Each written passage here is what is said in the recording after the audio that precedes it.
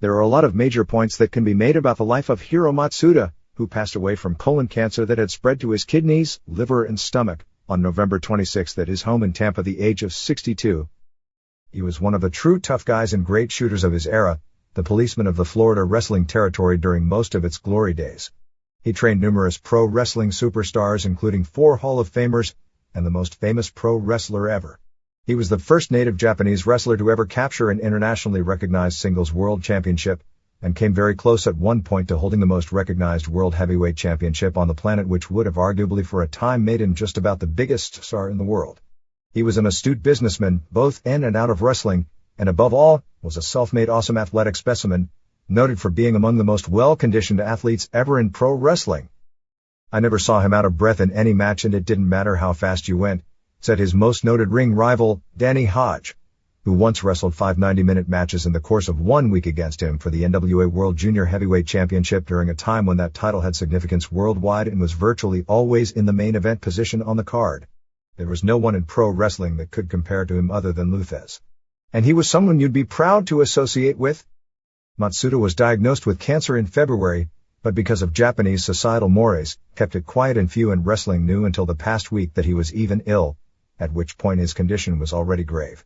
He had an operation in April to remove the cancer, and 1 month later was back doing his daily exercise routine of 1,000 free squats along with his sit-ups and push-ups. But the cancer started taking its toll in the past few months, and he was living with a lot of pain. While recognized as one of the greatest in-ring workers as well as shooters of his era, he was not someone who grew up on wrestling nor originally wanted to be a wrestler. Born Yasuhiro Kojima on July 23, 1937 in Yokohama, Japan, he was from a poor background growing up in post-World War II Japan, and always had the fantasy goal from childhood to find a way to the United States where he'd become a success, since he grew up enraptured by cowboy movies. He was a large man by Japanese standards, particularly of his time, eventually standing 6'2" and weighing 230 pounds. He went to the same high school that a few years earlier had produced Sadaharu Oh, one of the 2 or 3 biggest names in the history of Japanese baseball and still its all-time home run king with 862 round trippers. He was a good pitcher, good enough to be scouted by the Japanese Major League, but not good enough to get a contract. Frustrated that baseball wasn't going to be his ticket to the United States, and this almost sounds like a movie, his life changed one day when he saw a huge throng of people on the street watching television of the famous 60-minute draw from the old Korakuen baseball stadium between world champion Thez and Rikidozan on October 7, 1957. At that point he saw pro wrestling as his ticket to the United States. He summoned up the nerve to find out where Rikidozan lived, and showed up at the door of his mansion. After meeting his servant, he was invited in. Rikidozan took a liking to him and invited him to dinner. Kojima had come from a family so poor that he'd never eaten meat in his entire life, and was treated to a steak dinner which tasted like nothing he had ever eaten, and began training enthusiastically for pro wrestling. There are 2 stories of his falling out with Rikidozan a few months later. One version told by him was that he trained under Rikidozan, but as was customary in those days, was never told that pro wrestling was a work. Even as late as the late 70s, Japanese rookie wrestlers literally weren't told specifically the business was a work until their first pro match. Since his first opponent was an Olympic-caliber amateur, they never bothered to tell him before his first match, figuring he wasn't going to win anyway. Apparently he, not knowing any better, was a lot more dangerous than they had figured, and when he left the ring, Rikidozan slapped him hard across the face and told him that pro wrestling was a show and the object was to make your opponent look good. But Rikidozan loved his toughness, and with his size, felt he was marketable. But Rikidozan felt that he should first go into sumo wrestling, make a name for himself, and then he'd bring him back as a real sports star who he could promote to the top in pro wrestling. Matsuda didn't want to become a sumo wrestler, feeling sumo offered him no opportunity to go to the United States, and quit the stable.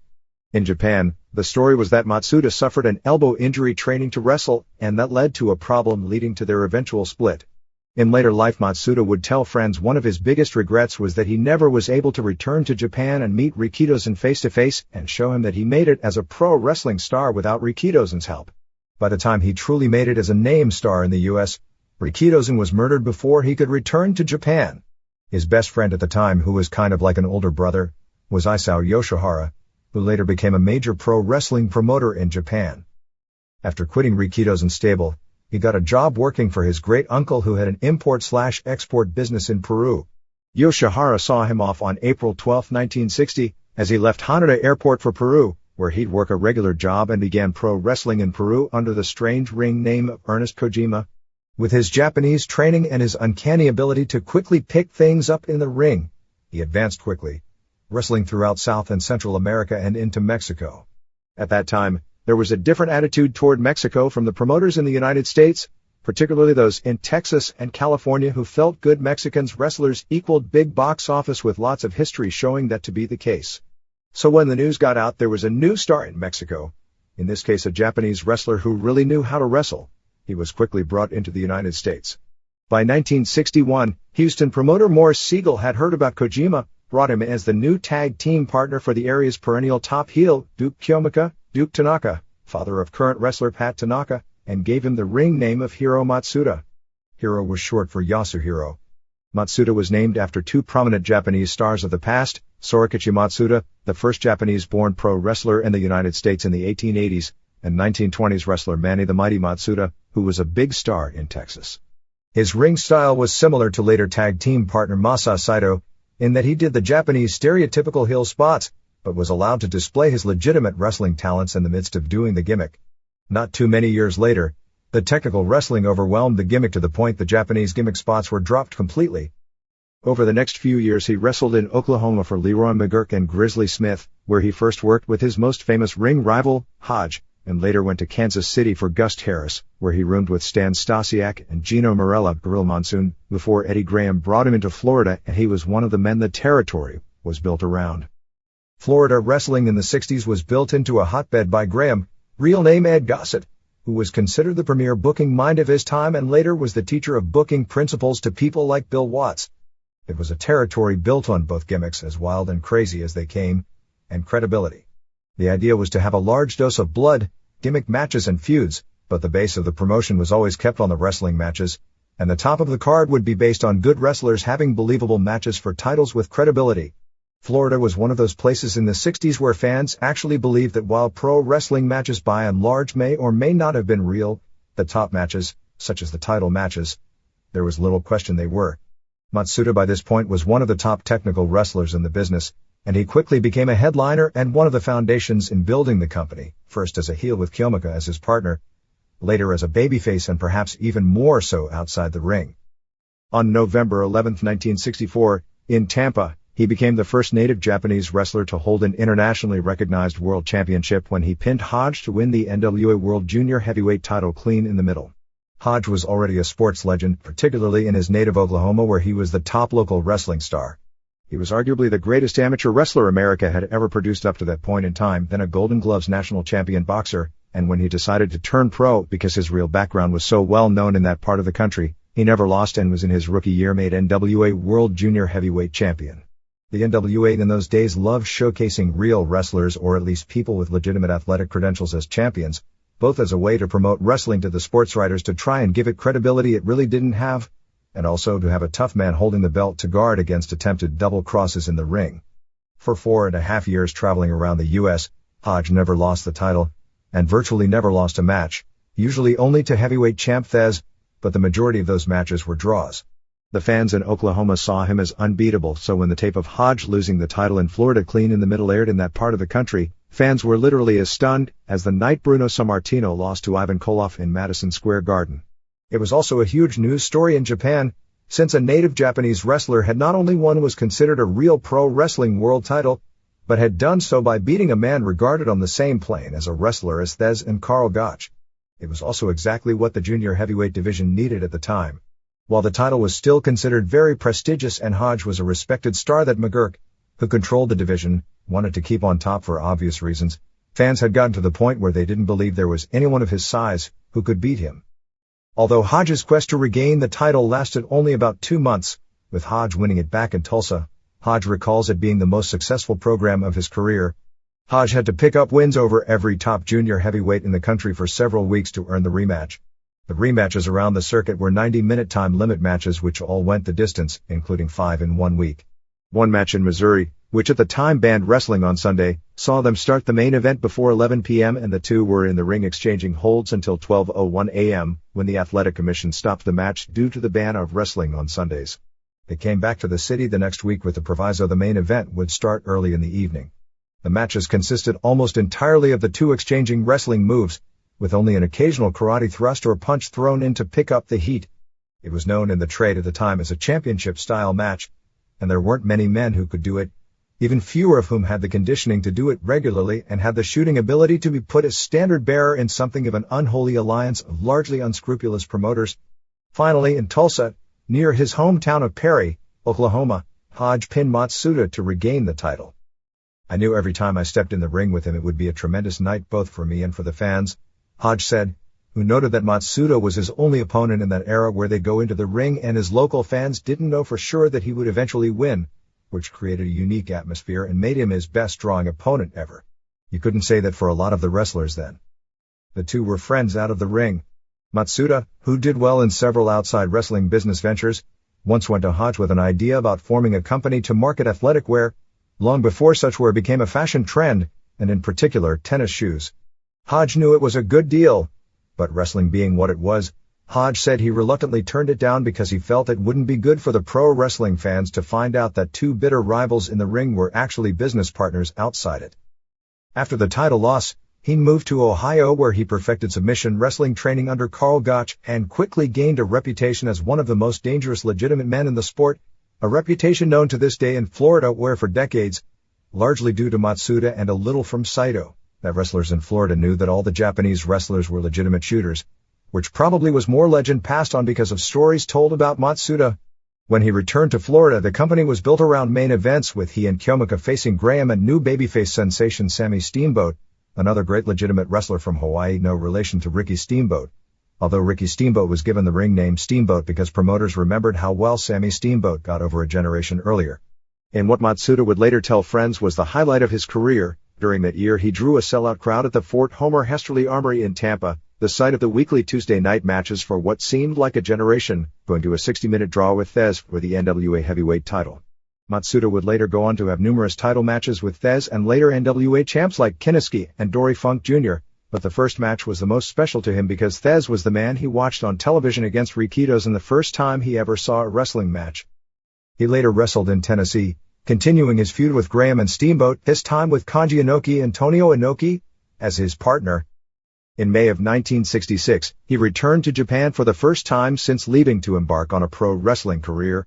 At this point he and Kiyomika, who was actually Hawaiian but was one of the most famous of the 50s and 60s era salt-throwing stereotypical Japanese heels, went to Japan as conquering heroes, as they held a version of the NWA World Tag Team Championships and were the first Japanese team to come back to Japan to defend the titles.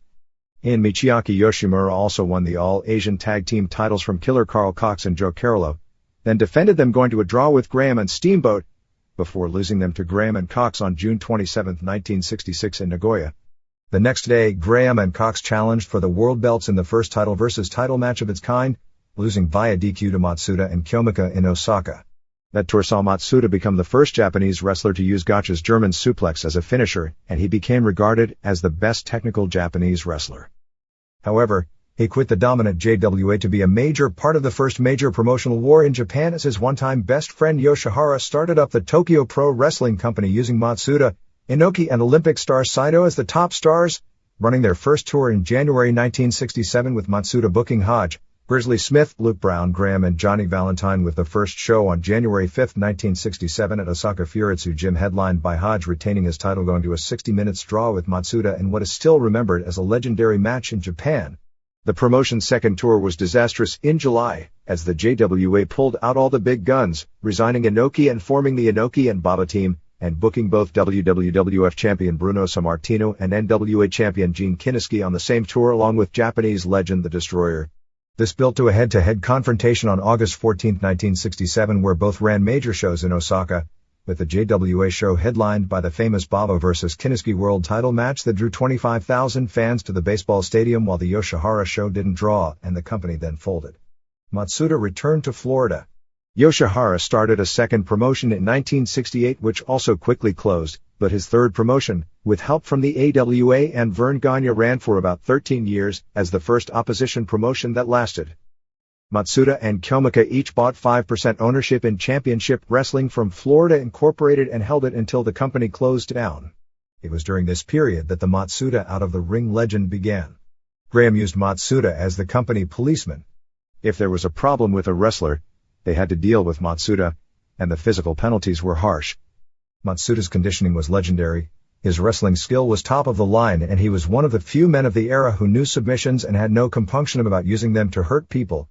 If a big fan or a loudmouth fan in town believed wrestling was fake and made noise or wanted to challenge one of the local wrestlers, Graham didn't ignore the challenges, but instead invited them to come to the gym and face Matsuda, whose job it was to put a hurting on them and teach them what wrestling was, to make sure they would tell their friends. The word around Tampa, and later the entire state, spread quickly. The stories became legendary. To some those stories might sound romantic, to others they sound sadistic. It was an ugly business in many ways, and that's what the promoters in that part of the country felt was necessary to prove to everyone in town that their illegitimate product was really legitimate. If someone approached the office and wanted to be a wrestler, they were sent to Matsuda, whose job it was to show them wrestling ain't easy. Graham's philosophy was that Matsuda would physically beat up anyone who wanted to be a wrestler, but if they took the punishment and then came back, then they'd prove they had heart, and Matsuda would then teach them wrestling and eventually allow them into their secret kayfabe society, having proven tough enough to deserve the spot and having physically paid the price of being allowed in on the secret. In 1968, when Kiniski was fed up as NWA World Heavyweight Champion after nearly 3 years and wanting off the hard road schedule, Graham strongly pushed for Matsuda to get the title, which at the time would make one almost a guaranteed wrestling legend for the rest of their career. With the exception of Dick Hutton, who had the real wrestling credentials but not the charisma, every NWA champion in the 50s, 60s, and 70s became legendary figures in the business. Graham had just imported Jack Briscoe to be the resident shooter and franchise technical wrestling babyface. Of all the candidates, Matsuda, who by this point was over huge as a babyface in Florida, was the only one with all of what were considered the credentials necessary at the time. However, he was missing one. He was born in the wrong country. Graham, among the most powerful promoters in determining who would get the belt, found strong opposition to Matsuda on the grounds of the belief by some of the most influential promoters that the country wasn't ready for a Japanese wrestler to wear such a sacred title that the entire alliance was built around. As it turned out, the nod went to Dory Funk Jr., who became one of the greatest champions the company ever had. But even Dory Funk Sr. respected Matsuda from an ability standpoint, and to get Jr. ready as world champion brought Matsuda in to work a 60 minutes championship-style match on Amarillo television to get him ready for what life as champion would be like. He worked in the wrestling office, and in other business ventures, including running a health club in Tampa, which is where he trained wrestlers more as a hobby than as a business, so his career as a full-time wrestler wound down in the early 70s. But he remained a conditioning fanatic, and when needed, would make his return to the ring as a babyface with a major rep, or handle Graham's dirty work doing what was thought necessary at the time to protect the company. Matsuda had a second run as NWA Junior Heavyweight Champion, beating Ken Mantell on June 14, 1975 in St. Petersburg, largely to redo his title program from a decade earlier with Hodge. He finally dropping it back to Hodge on March 2, 1976 in Shreveport in what turned out to be Hodge's final major match of his career, as 13 days later Hodge broke his neck in an auto accident. Hodge did many years later come back for some minor league shows. For all real purposes, it not only ended his career, but it was the last time junior heavyweights were ever consistent main eventers in the United States, and really the last time the title really meant all that much. It was as NWA Junior Heavyweight Champ that Matsuda returned to Japan in December 1975, working his first and only tour for All Japan Pro Wrestling. In 1978, he went to New Japan, forming a Japanese heel group with Saito, Ryuma Go, Thunder Sugiyama, and Umanosuke Ueda, including losing a Tokyo Sumo Hall main event on December 16, 1978 to Inoki. Matsuda and Saito had a brief run as top heel team in New Japan, holding the old North American tag team titles, which they lost at the Olympic Auditorium in Los Angeles to Seiji Sakaguchi and Riki Choshu on June 15, 1979, in Choshu's first major title win of his career, and his career as a headliner pretty much ended at that point. After Graham committed suicide in 1985, the once powerful CWF promotion, as most of the regionals did at the time, fell deeply into debt. Matsuda took over as general manager, and cut expenses to where he was able to eliminate all the debt and had it back in the black when it closed its doors after a business partnership fell apart with Jim Crockett Jr. Matsuda's business relations with New Japan continued through his death. As word got to Japan he was gravely ill, the company sent one of his protégés, Osamu Nishimura, himself battling testicular cancer, to Florida to be with him in his dying days. His final career match was in late 1990 for New Japan, although he rarely wrestled in the 80s. As a way to get aging Carolina's favorite Johnny Weaver back in the spotlight more as a coach for Dusty Rhodes to teach Rhodes the sleeper to give him another rest hold that would get a pop in his repertoire, in 1987, Rhodes brought Matsuda in as a manager/wrestler for Luger to work a tag team feud. Even at the age of 50, Matsuda was notable for a fat-free physique and legs more muscular than any of the younger steroid users active in the business at the time from all those mornings of doing thousands of free weight squats. His final televised role was a forgettable role in suit and tie as the quiet Japanese manager of Ric Flair and the Four Horsemen in 1989 after J.J. Dillon took a job with the WWF. It was George Scott's idea that since there was redneck American heat on the Japanese for buying American companies, they'd get heat by forming the J-Tex Corporation with Gary Hart, a Texas/Japan conglomerate which would buy the Four Horsemen, but the gimmick never took. After teaching them respect, as it was called in those days, Matsuda turned out a slew of future huge names in the business, including either being the primary trainer or helping train Hulk Hogan, Keiji Muto, Ricky Choshu, Ted DiBiase, Lex Luger, Yoshiaki Yatsu, Tito Santana, Ron Simmons, Ed Gantner, Hercules Hernandez, Brian Blair, Dick Slater, Steve Keirn, Mike Graham, Nishimura and Paul Orndorff among others. When Terry Bollea, a gigantic powerhouse, showed up wanting to be a wrestler, Matsuda took him down and broke his ankle. Months later, when the ankle healed, and he came back, Matsuda felt he must have the guts to be a wrestler if after that he came back to try it again, and then trained him and they became good friends. Matsuda wasn't always right. One time a local high school wrestling champ from St. Petersburg, Bruce Moyne, wanted to be a pro wrestler. Matsuda tortured him until he puked on the gym floor and he made him clean it up. Sawyer never came back and Matsuda thought he didn't have the perseverance to ever make it. But just a few years later, he turned into one of the most talented men in the business under the name Mad Dog Buzz Sawyer, whose talent was such he was a major headliner in his early 20s, but due to drugs, his career flamed out quickly and he was dead at 32. Scott Hall was another who came to Matsuda and quit. Matsuda loved to tell friends that his greatest protege as far as wrestling ability was Muto, but that, surprisingly, the best conditioned athlete he ever coached was Luger. A lot of people in this business owe their careers to this man, said the president of the current incarnation of the NWA, Howard Brody, a longtime business associate of Matsuda. He opened a lot of doors for me and I was very fortunate to know him. Brody noted that Matsuda not only brought him into wrestling, but when he was down and out after a divorce, lent him $15,000 to get back on his feet. The two worked together from 1993 to 1997 syndicating old New Japan television tapes in Europe on a project called Ring Warriors.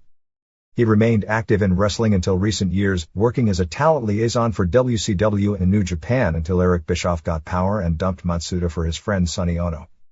But despite his accomplishments, he remained somewhat humble about his standing in wrestling. Once, when he was invited to be a member of the Cauliflower Alley Club Hall of Fame, he turned down the induction, saying he felt he needed to accomplish one more big thing to be considered as a member of a wrestling Hall of Fame. He went to his death not accomplishing that final goal, which was to bring what he considered as a traditional serious style of pro wrestling back in the United States. He was the point man for a very serious attempt in 1993 to 1994 that never actually got off the ground. After Hogan had quit the WWF and was working for New Japan along with doing the TV show Thunder in Paradise, Matsuda and New Japan wanted to build and had agreed to fund a national American wrestling promotion around Hogan's name value. At that point in time, WCW was a struggling money pit and WWF was still reeling from all sorts of problems related to bad booking and governmental pressure on the steroid issue and operating heavily in the red. New Japan was the biggest wrestling company in the world. Hogan came very close to starting the company, but ultimately Bischoff made him the big offer and taking the guaranteed money would save him the headaches of actually having to run the company himself, and the rest is wrestling history. Without Hogan, New Japan and Matsuda felt the venture starting from scratch would have little chance of success and the idea was scrapped. New Japan will have a ceremony on its December 10th Osaka show honoring Matsuda.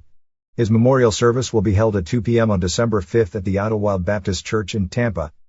Hiro Matsuda. Career title history. Source: Wrestling Title Histories 3rd edition, Japanese Wrestling Sources. NWA World Junior Heavyweight defeated Danny Hodge November 13, 1964 Tampa, lost to Danny Hodge January 1965 Tulsa, defeated Ken Mantell June 14, 1975 St. Petersburg, lost to Danny Hodge March 2, 1976. National Wrestling Federation North American Tag Team, with Masa Saito defeated Seiji Sakaguchi and Shozo Kobayashi April 5, 1979 Tokyo, lost to Seiji Sakaguchi and Riki Choshu June 15, 1979 Los Angeles. NWA Southern Heavyweight defeated Eddie Graham February 19, 1963 Tampa, lost to Eddie Graham August 1, 1963 Jacksonville, defeated Dale Lewis June 16, 1970 Tampa, lost to Great Mephisto Frankie Kane November 11, 1970 Jacksonville, defeated Great Mephisto October 2, 1970 Tallahassee, lost to Great Mephisto November 5, 1970 Jacksonville. NWA World Tag Team, Southeastern version, with Duke Kyomaka defeated Brute Bernard and Skull Murphy February 1964, lost to Brute Bernard and Skull Murphy February 18, 1964 Tampa, with Duke Kyomaka defeated Brute Bernard and Skull Murphy March 10, 1964 Tampa, lost to Don Curtis and Abe Jacobs May 5, 1964 Tampa, with Duke Kyomaka defeated Eddie Graham and Sammy Steamboat March 22, 1965 Tampa, lost to Rip Hawk and Sweet Hansen August 3, 1965 Tampa, with Dick Steinborn defeated Kurt and Skull von Stroheim November 24, 1965 Jacksonville, titles vacated when the two split up their team. NWA World Tag Team, Tennessee/Alabama version, with Kanji Inoki Antonio Inoki, defeated Eddie Graham and Sammy Steamboat January 24, 1966 Memphis, vacated titles when they returned to Japan. NWA Florida Tag Team, with Missouri Mauler defeated Lester Welch and the Gladiator, Ricky Hunter. May 27, 1969 Tampa lost to Jack Briscoe and Cyclone Negro July 22, 1969 Tampa, with Missouri Mauler defeated Jack Briscoe and Cyclone Negro August 5, 1969 Tampa, lost to Cyclone Negro and Sammy Steamboat September 3, 1969 Miami, with Tim Woods defeated Zodiac, Bob Orton Sr., and Taurus Dennis Hall July 5, 1972 Miami, lost to Ray Stevens and Nick Bockwinkel July 20, 1972 Tampa, with Bob Orton Sr. defeated Ray Stevens and Nick Bockwinkel August 15, 1972 Tampa. Titles vacated when Orton Sr. and Matsuda split up team. All Asian Tag Team with Michiaki Yoshimura defeated Killer Carl Cox and Joe Carollo May 28, 1966 Sapporo, lost to Killer Carl Cox and Eddie Graham June 27, 1966 Nagoya. NWA Southern Tag Team, with Kanji Inoki defeated Masked Medic